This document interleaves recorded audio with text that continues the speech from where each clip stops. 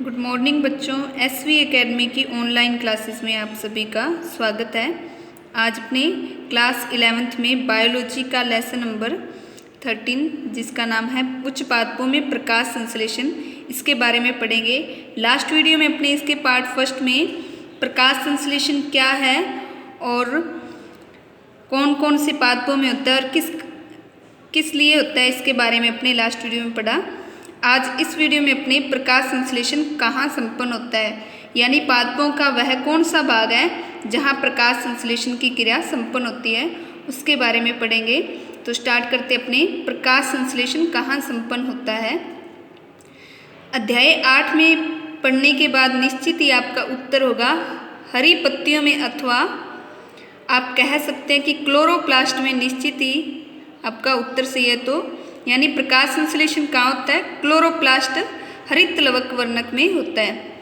प्रकाश संश्लेषण क्रिया हरी पत्तियों में तो संपादित होती ही है, लेकिन यह पौधों के अन्य सभी हरे भागों में भी होती है। क्या आप पौधे के कुछ अन्य भागों के नाम बता सकते हैं जहाँ प्रकाश संश्लेषण संपादित हो सकता है? आपने पिछली इकाई में पढ़ा होगा कि पत्तियों में मेसोफिल कोशिकाएं पाई जाती हैं। मेसोफिल मध्य पर्णमोद्गत कोशिकाएं, जिनमें अत्यधिक मात्रा में क्लोरोप्लास्ट होता है। सामान्यतः क्लोरोप्लास्ट मेसोफिल कोशिकाओं की जो मध्य कोशिकाएं होती है उनकी भित्ति के साथ पंक्तिबद्ध होता है, जिससे कि वे इष्टतम मात्रा में आपतित प्रकाश प्राप्त कर सकें। आपके विचार से हरित लवक कब अपने सपाट पटल भित्ति के समांतर पंक्तिबद्ध होते हैं? वे आपतित सूर्य के प्रकाश से कब लंबित होंगे? तो उससे पहले अपने क्लोरोप्लास्ट है, इसके डायग्राम के बारे में पढ़ते हैं कि किस प्रकार की इसकी स्ट्रक्चर होती है, तो उसे समझते हैं। तो ये एक हरित लवक का डायग्राम दिखाया गया है। इसमें क्या जो हरित लवक है यह दोहरी झिल्ली से घिरा हुआ है, जिसमें क्या एक बाहरी झिल्ली और एक भीतरी झिल्ली दिखाई दे रही है। तो बाहरी झिल्ली है ये इसको घेरे रखती है, सुरक्षात्मक आवरण बनाती है। भीतरी झिल्ली है ये कोशिका द्रव्य को घेर कर रखती है। और इसमें जो ये पट्टिकाओं के रूप में दिखाई दे रहे हैं भाग, यह पीठिका पटलिका, यानी इसे क्या कहा जाता है? स्ट्रोमा पटलिका भी कहा जाता है। इसे स्ट्रोमा भी कहते हैं। तो ये स्ट्रोमा भाग है, ये पट्टिकाओं के रूप में मिलकर ग्रेना भाग, जो ग्रेना है उन्हें जोड़ने का कार्य करता है। यहाँ पर ग्रेना भाग होगा, ग्रेना को जोड़ने का कार्य करता है। ग्रेना में क्या होता है? थाइलेकोइड होते हैं। जो सिंगल है इसमें एक लेयर, ये थाइलेकोइड की है। तो इस तरह से बहुत सारे थाइलेकोइड मिलकर एक स्ट्रक्चर बना देते हैं, जिसमें चट्टे के रूप में ये दिखाई देते हैं, जिसे ग्रेना कहा जाता है। और इसमें विभिन्न प्रकार के थाइलेकोइड जुड़े होते हैं। इसके बाद में पीठिका पटलिका और ये ग्रेना, ये आपस में जुड़े रहते हैं, यानी विभिन्न ग्रेना को जोड़ने का कार्य कौन करती है? पीठिका पटलिका द्वारा किया जाता है। और जो मध्य में इसके भाग लिक्विड भाग है, इसे पीठिका या स्ट्रोमा कहा जाता है, जिसमें विभिन्न कोशिकांग होते हैं, जैसे राइबोसोम्स हो गया, कुछ अन्य कोशिकांग, एंडोप्लाज्मिक रेटिकुलम्स हो गया, और लिपिड्स, स्टार्च, जैसे स्टार्च के कण हैं ये दिखाई दे रहे हैं। और इसमें हरे रंग की वर्णक पाए जाते हैं। ये हरित लवक की स्ट्रक्चर होती है। प्रत्येक हरित लवक में कुछ क्वांटोसोम की इकाइयाँ होती है। इसमें कुछ सहायक वर्णक भी पाए जाते हैं। और क्लोरोफिल है ये दो प्रकार का, ए व बी प्रकार का होता है। तो इसमें प्रकाश संश्लेषण की क्रिया संपन्न होती है। तो इस डायग्राम को आपने नोटबुक में बनाना है अच्छी तरह से, और इसके पार्ट है हमने नोट करना है। इसके बाद में नेक्स्ट पढ़ते हैं अपने। आपने अध्याय 8 में क्लोरोप्लास्ट की संरचना के बारे में पढ़ा है। तो उसमें अपने पढ़ा था क्लोरोप्लास्ट यानी हरित लवक की स्ट्रक्चर कैसी होती है। क्लोरोप्लास्ट में एक झिल्ली तंत्र होता है, जिसमें ग्रेना, स्ट्रोमा, लैमिले और स्ट्रोमा तरल होता है। क्लोरोप्लास्ट में सुस्पष्ट श्रम विभाजन होता है। झिल्ली तंत्र प्रकाश ऊर्जा को ग्रहण करता है और एटीपी एवं NADPH का संश्लेषण करता है। स्ट्रोमा में एंजाइमेटिक प्रतिक्रिया होती है, जो शर्करा का संश्लेषण करता है, जो बाद में स्टार्च में परिवर्तित हो जाता है। पहली वाली प्रतिक्रिया को प्रकाश अभिक्रिया कहा जाता है, क्योंकि यह पूर्णतः प्रकाश पर आधारित है। दूसरी प्रतिक्रिया प्रकाश अभिक्रिया के उत्पाद पर निर्भर होती है, अर्थात एटीपी तथा NADPH, जो सैद्धांतिक रूप में अंधेरे में संपन्न होती है, अतः इसे अप्रकाशीय अभिक्रिया कहते हैं। इसके विषय का विस्तृत अध्ययन बाद में इस अध्याय में अपने करेंगे। तो प्रकाशिक अभिक्रिया जो प्रकाश की उपस्थिति में संपन्न होती है और जिसमें ऊर्जा की आवश्यकता होती है, और दूसरी अप्रकाशिक अभिक्रिया जो अंधेरे में संपन्न होती है, यानी बिना प्रकाश के संपन्न होने वाली अभिक्रिया अप्रकाशिक अभिक्रिया कहलाती है। अब इसमें ग्राफ द्वारा दर्शाया गया कि जो वर्णक हैं क्लोरोफिल के, उसमें किस प्रकार प्रकाश का अवशोषण किया जाता है। तो इसमें ए नंबर डायग्राम में हरित लवक वर्णकों द्वारा प्रकाश का अवशोषण सबसे ज़्यादा कौन, क्लोरोफिल बी की कोशिकाएं कर रही है, और सेकंड है कैरोटीनॉइड्स यानी सहायक वर्णक, और उसके बाद में क्लोरोफिल।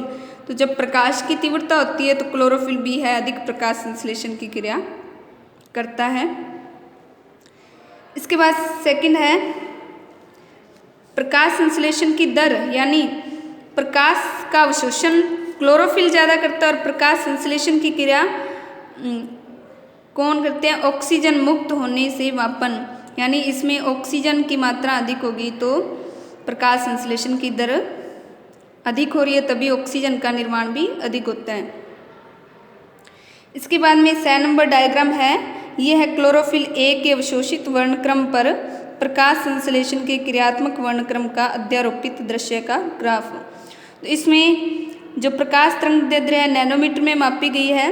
अवशोषित प्रकाश है वो क्लोरोफिल का अवशोषण स्पेक्ट्रम पुंज के रूप में दिखा रखा है, और दूसरा ब्लैक कलर का ये प्रकाश संश्लेषण की दर है, यानी यहाँ पर अवशोषण की दर और प्रकाश संश्लेषण की दर को दिखा रखा है। यदि प्रकाश के अवशोषण की दर बढ़ेगी तो प्रकाश संश्लेषण की दर भी बढ़ती है, और यदि अवशोषण की दर घटती है तो प्रकाश संश्लेषण की दर भी घटती है। तो इस तरह से प्रकाश संश्लेषण और जो प्रकाश अवशोषण की दर है साथ साथ घटती बढ़ती है। इसके बाद में नेक्स्ट पॉइंट है, प्रकाश संश्लेषण में कितने प्रकार के वर्णक भाग लेते हैं, यानी कौन कौन से वर्णक है जो प्रकाश संश्लेषण क्रिया को कंप्लीट करते हैं। जब आप किसी पौधे को देख रहे होते हैं तो क्या आप कभी आश्चर्य हुआ कि उसी पौधे में पत्तियों के हरे रंग में सूक्ष्म अंतर क्यों और कैसे है। हम इस प्रश्न का उत्तर देने के लिए किसी भी हरे पादप के पर्ण वर्णकों को पेपर यानी क्रोमेटोग्राफी, जिसे कागज वर्ण लेखकी द्वारा अलग कर सकते हैं।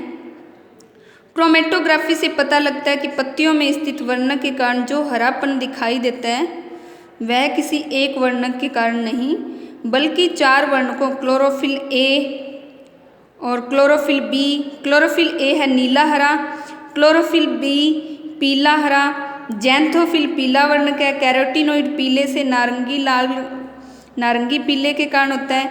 आइए अब देखें कि प्रकाश संश्लेषण में विभिन्न वर्णकों की क्या भूमिका है। वर्णक वे पदार्थ हैं जिनमें प्रकाश की विशिष्ट तरंगदैर्ध्य को अवशोषित करने की क्षमता होती है।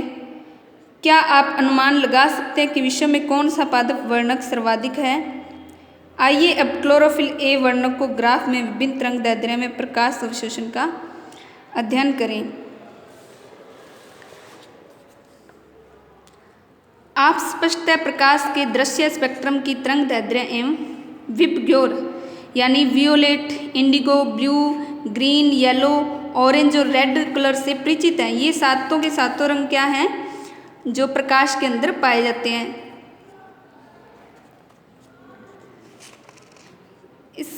इसके बाद में अपने जो डायग्राम 13.3 अपने अभी देखा, उसमें ए में क्या देखा आप बता सकते हैं कि किस तरंगदैर्ध्य है, यानी क्लोरोफिल ए अधिकतम अवशोषण करेगा। क्या यह किसी अन्य तरंगदैर्ध्य पर कोई अन्य अवशोषण चोटी दिखाते हैं, यदि हाँ तो वे कौन से हैं। तो क्लोरोफिल बी है, ये भी क्या सर्वाधिक प्रकाश का अवशोषण करता है।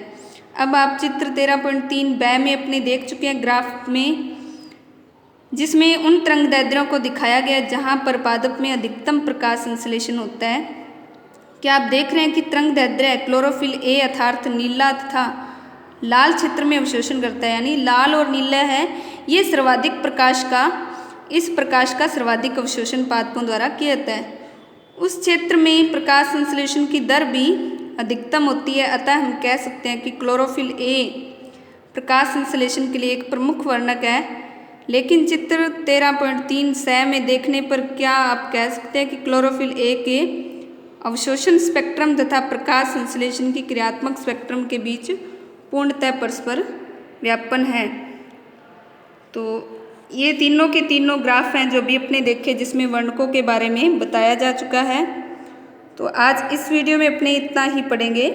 तो आपने जो प्रकाश संश्लेषण का स्थल है और इसमें किस प्रकार से कौन कौन से प्रकाश का अवशोषण होता है उसके बारे में पढ़ना है और रिवाइज करना है। जो इम्पोर्टेंट पॉइंट्स हैं उन्हें अपनी नोटबुक में नोट करना है। Thank you.